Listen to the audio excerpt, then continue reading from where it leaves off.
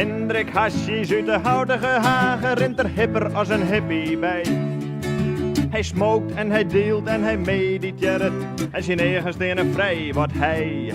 En hij zit met zijn wetterpiepen voor de televisie en hij ergert hem aan de consumptiemaatschappij.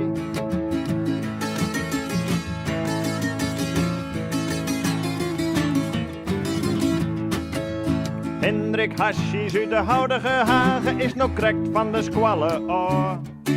Hij weet net wat er wil, maar hij wil net werkje. Van werkje stond de menske oor. Hij wil jou dat er wil naar India wil, want de wiet en de wijsheid die vindt men daar al gauw.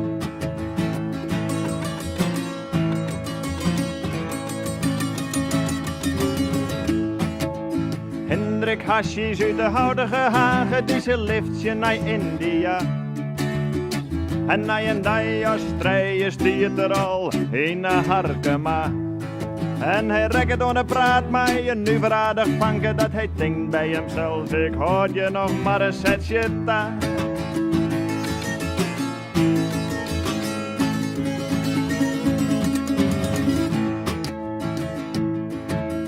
Hendrik Hasjes uit de Houdige Hagen, zul maar haar naar haar familie daar.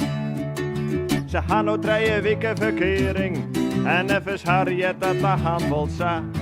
En hij had sinds kind besgroeien aan die het is voor fieste tin.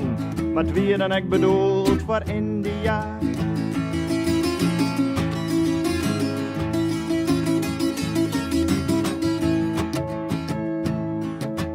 Hendrik Hasjes uit de Houdige Hagen had zo'n jaren al een pomp van de Shell. Hij is nou een officiële dealer van die multinational. En hij houdt zijn jongste zoon een lel, want die zit met de smarrige poten op zijn bank.